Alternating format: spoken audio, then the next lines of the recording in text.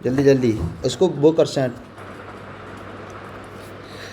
Reproduction in organism हम data देखेंगे 50 to 100 years. Bamboo flowers often after these years, 50 से 100 साल में एक बार बांस फ्लावरिंग करती है। जिंदगी में एक बार। 12 ईयर्स में नीला करंजी फ्लावर करती है जो साउथ इंडिया में पाई जाती है। आखिरी बार 2018 में सितंबर से अक्टूबर के बीच में नीला करंजी की फ्लावरिंग हुई थी। अब कब होगी? अब होगी 2030 में। 60 से 90 साल एलिफेंट जीता है, 5 से 7 साल रोज जीता है, 20 से 25 साल डॉग। वैसे गलत है, ये गलत है, इसमें 12 से 15 साल होना चाहिए। वैसे छोड़ते हैं। 1 से 2 वीक बटरफ्लाई होती है, एक मे फ्लाई होती है जो सिर्फ एक दिन जीती है। और एक ड्रोसोफिला मेलानोगास्टर जो होते हैं ड्रोसोफिला, वो भी 1-2 हफ्ते ही जीती है। 15 साल गधे इतना मारूंगा ना। जो कौआ होता है वो 15 साल जीता है। 20 से 25 साल केले का पेड़ जीता है। 20 से 25 साल गाय जीती है, ये बात सही है। 140 से 150 साल जो है तोता जीता है। क्यों आगे पीछे कर रहे हैं ऐसे? 60 साल क्रोकोडाइल जीता है। 60 से 65 ईयर घोड़ा जीता है। 20 से 30 दिन फ्रूट फ्लाई, 20 से 30 दिन, यही तो है ड्रोसोफिला मेलानोगास्टर। 3 से 4 महीने राइस। 100 से 150 टोटरॉइस, जो दुनिया में सबसे ओल्डेस्ट टोटरॉइस पाया गया है वो है 128 साल का, भी जिंदा है। अभी उसकी एज 191 है। 1828 में 1832 में, सॉरी ये डेटा का थोड़ा सा, 1832 में वो उसने जन्म लिया था। 200 से 300 बरगद का पेड़ जीता है। आप किसी भी मंदिर में चले जाइए, आप किसी भी गांव देहात में चले जाइए, दिखेगा बरगद का पेड़, इतना पुराना है। कोलकाता में एक बरगद का पेड़ है, उसके जो मेन स्टेम थे उसमें फंगस लग गई थी, तो उसके मेन स्टेम को काट के हटाना पड़ा। लेकिन वो बहुत हजारों साल पुराना पेड़ है, लेकिन वो अभी अपने प्रॉप रूट्स पे जिंदा है। क्रोमोसोम नंबर देखेंगे, ह्यूमन में 46 है, हाउस फ्लाई में 12 है, रैट में 42 है, डॉग में 78 है, कैट में 38 है, फ्रूट फ्लाई में 8 है, 126 ओफीग्लोसम में है, 34 एप्पल में है, 24 राइस में, 20 मेज में है, 48 पोटैटो में, 380 बटरफ्लाई में, 16 ओनियन में है। जो डायमीटर ऑफ पॉलन ग्रेन होती है वो 25 से 50 माइक्रोमीटर होती है। 60% जो एंजियोस्पर्म है उनमें 2 सेल्ड स्टेज पे शेडिंग होती है। 30 मिनट में pollen grain of wheat rice lose viability. -196 degree Celsius पे लिक्विड नाइट्रोजन यूज होता है क्रायो प्रिजर्वेशन के लिए।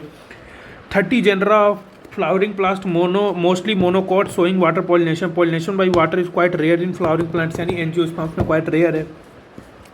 10% शुगर सॉल्यूशन लेते हैं पॉलन ट्यूब ग्रोथ के लिए। 10 to 15% मॉइस्चर होता है मैच्योर सीड में। 10,000 साल वायबिलिटी ऑफ सीड ल्यूपिनस आर्टिक्टस पाई गई है, आर्टिक टुंड्रा में मिली थी, जो 10,000 साल के बाद फ्लावरिंग हुई थी। 2,000 साल मिली थी डेट पाम की एक ट्री मिली थी डेड सी में। कोई किंग हेरोइड्स के प्लेसेस में मिली थी, उसका साइंटिफिक नेम है फिनिक्स डैक्टिलिफेरा। खजूर का 4 से 5 सेंटीमीटर लेंथ ऑफ टेस्टिस होती है। 2 से 3 centimetre length of width of testis होती है। 250 टेस्टिकुलर लॉब्यूल्स होते हैं। 1 से 3 एक टेस्टिकुलर लॉब्यूल में सेमनीफेरस ट्यूब्यूल्स होते हैं। ये इसमें दिया नहीं है बट मैं एडिशनली बता दे रहा हूँ। 2 से 4 सेंटीमीटर होती है लेंथ ऑफ ईच ओवरी। 10 से 12 सेंटीमीटर होती है लेंथ ऑफ ओविडक्ट। 15 से 20 मेमोरी लोब्स होते हैं इन ईच ब्रेस्ट। 200 से 300 मिलियन जो होती है वो स्पर्म्स एजुगुलेटेड पर क्वाइटस।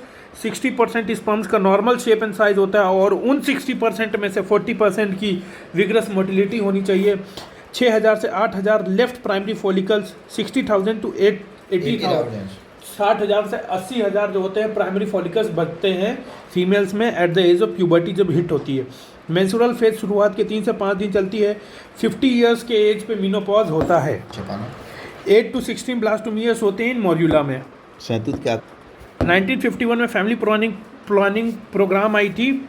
ये आज़ादी के 4 साल बाद आई थी, क्योंकि आज़ादी में हमारी पॉपुलेशन 1947 में 35 मिलियन थी। 350 मिलियन थी। 2 बिलियन पॉपुलेशन थी 2000 मिलियन 1900 में, और 6 बिलियन हो गई 2000 में। 350 मिलियन पॉपुलेशन थी हमारी इंडिपेंडेंस पे, 1 बिलियन हो गई 2000 में।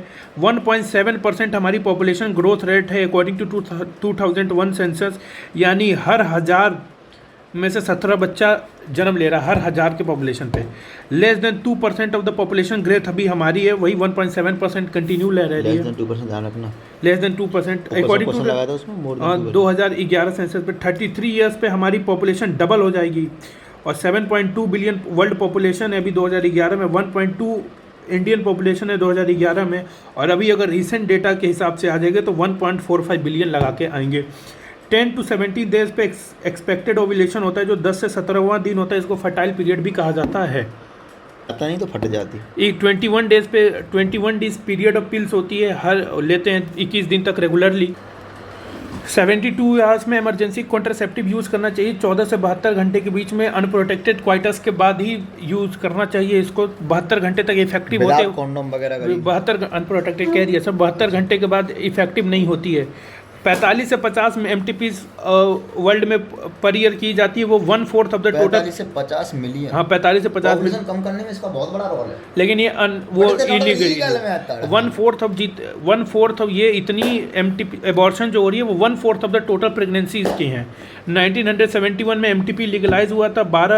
12 जो होती है वो सिर्फ 12 मतलब फर्स्ट ट्राइमेस्टर तक जो होती है वो सेफ होती है MTP के। एक कंसल्ट से अगर 6 महीने तक अगर किसी को करना है 6 महीने दो चाहिए medical practitioner.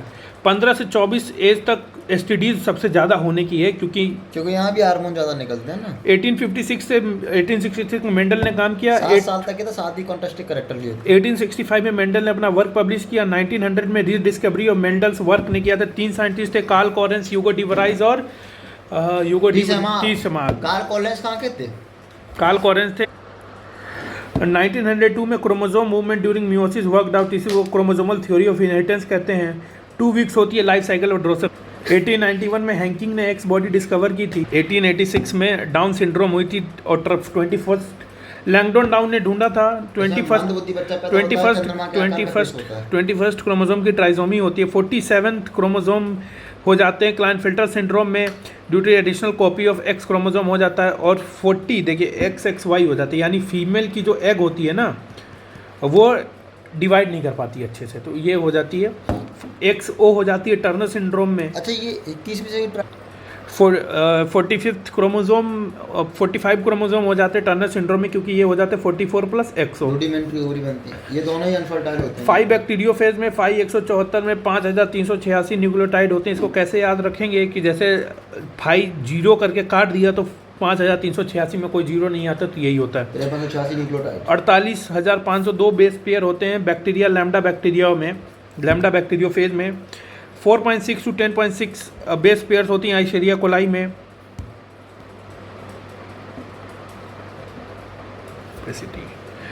3.3 into 10⁹ haploid human DNA content होता है और डिप्लॉयड होता है आपका 6.6 into 10⁹। डिप्लॉयड अगर पूछ ले तो 6.6 into 10⁹ होती है, यह ध्यान रखना है। और अब इसके बाद क्या करना है, ठीक है।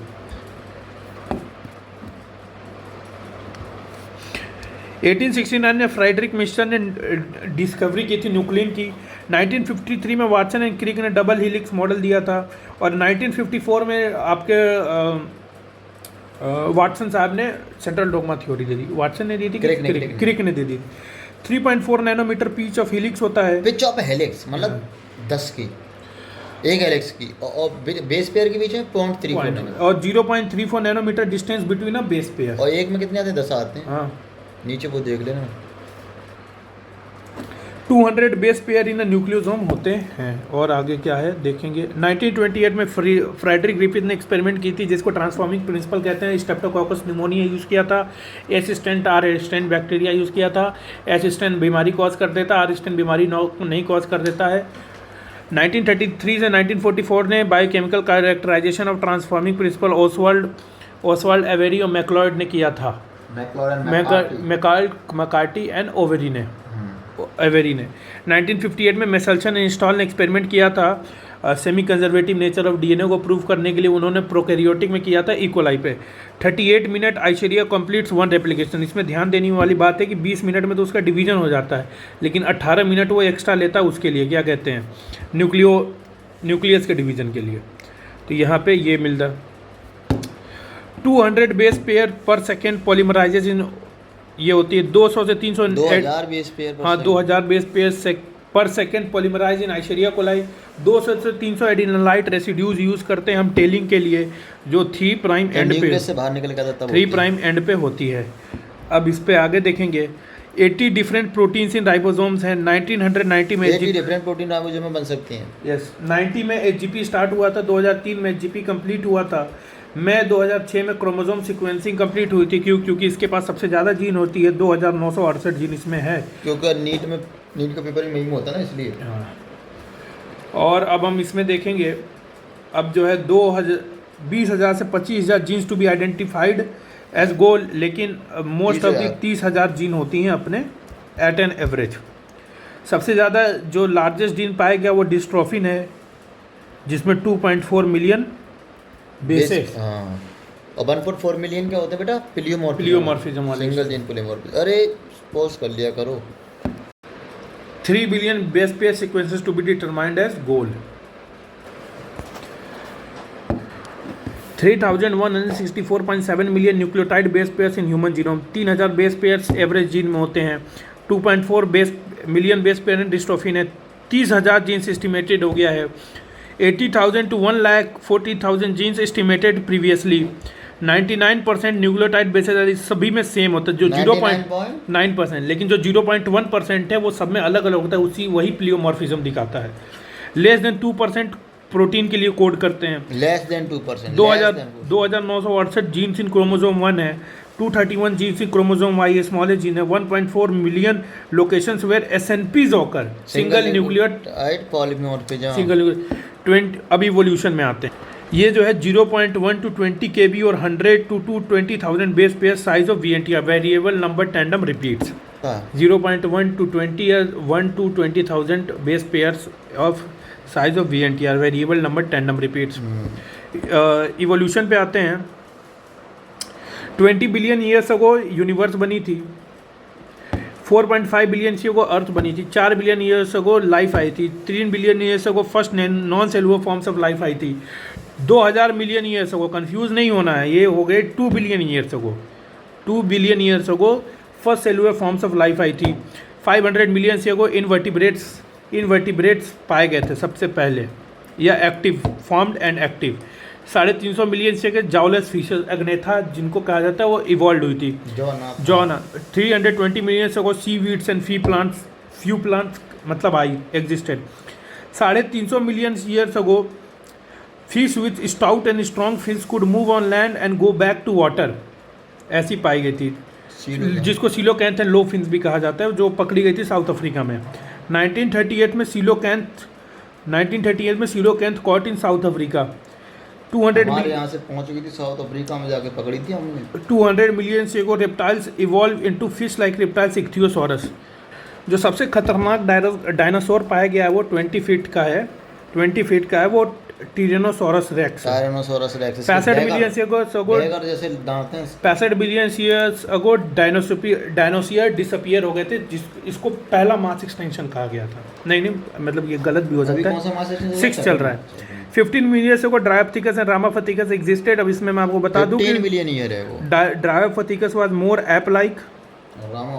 तो राम से याद रखेंगे, राम जी वाज ह्यूमन, तो रामाफथिकस वाज ह्यूमन लाइक।